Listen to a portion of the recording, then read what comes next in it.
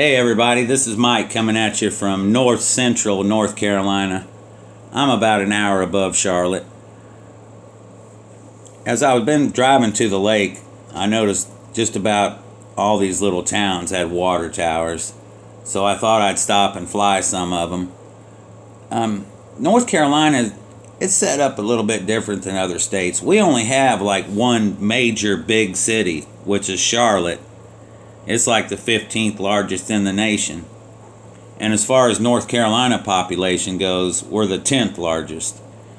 But the state really consists of a lot of small cities and small towns. Like I said, just one major city. I live close to a small city called Winston-Salem.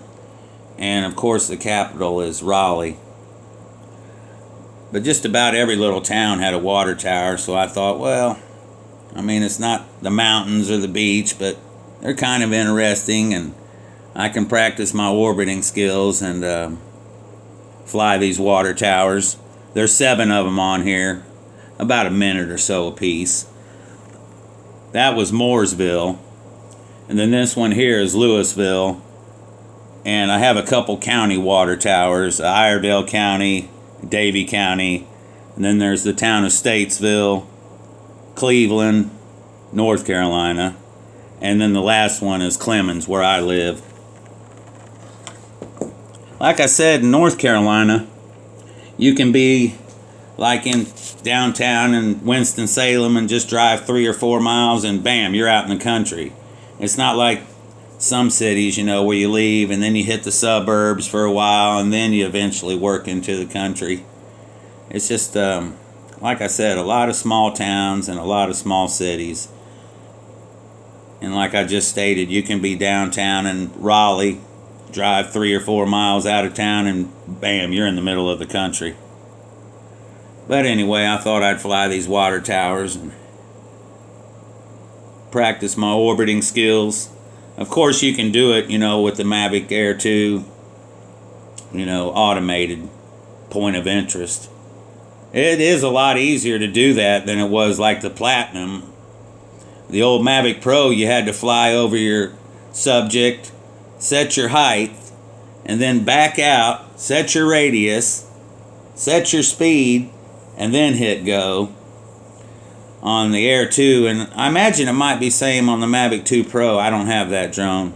You just draw a box around it and decide what you want to do. Active track, point of interest, and hit go. It's a whole lot easier. But I decided to fly these myself. And like I said, I know it's not some waterfall or the beach, but I thought they were kind of interesting, kind of fun to fly. Just about every single one I stopped at was fairly convenient. There'd be some business or something close to it where I could just park in the parking lot and fly it. I like the Mavic Air 2. It's really a great drone. It's just about the right size, And it's got a damn good camera on it. I hope everybody's having a good summer. I know it's not the same. It's not a regular summer, I went downtown last weekend and it wasn't that late. It was about 10:30, 11 o'clock, and it's usually packed in Winston. There's a lot of small restaurants and clubs with live bands, and there was just nobody down there. They even they've been closing the roads off for traffic so restaurants can put more tables out into the road to try to get more business. Our state, everything's pretty much opened up except for bars and gyms, Planet Fitness and those kind of gyms. They won't let them open up yet. Now, if it has a restaurant with a bar, that's fine. But if it's just strictly a bar, they won't let them open up yet. Kids went back to school this week. And it looks like the weather's going to be halfway decent, so I'm going to head to the beach and try to get some good footage. I was wanting to film on the coastal waterway a little bit. There's a ferry that runs across the intercoastal waterway from the island I'm on, where Carolina Beach and Curie Beach and Fort Fisher are. But I was looking at Kitty Hawk, and it's no-fly zone, restricted airspace, critical infrastructure. I can fly the Atlantic side of the island, but I can't fly over the intercoastal waterway like I had planned. But anyway, there's still some good footage I can get. I know of a boat ramp where there'll be several boats going out to fish, and I might be able to get a ship or two, maybe. The coastal waterway kind of skips along North Carolina coast, and they call the different cuts going out to sea, they call them cuts, and they'll name them. The cut that I'm closest to at Carolina Beach is Snow's Cut. And the big ships don't use that one as much because it's not as deep as some of the other cuts.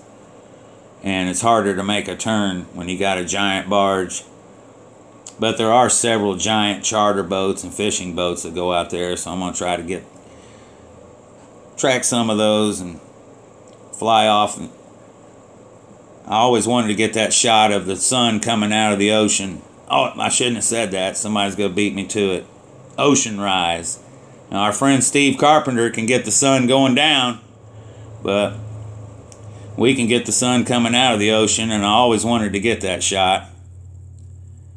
So I'm going to try to do that, make that my first shot. But anyway, I appreciate you guys stopping by my channel and checking out this Mavic Air 2, I guess we'll call it the water tower montage. Like I said, it's not, the mountains or the beach or something, but I thought they were kind of interesting.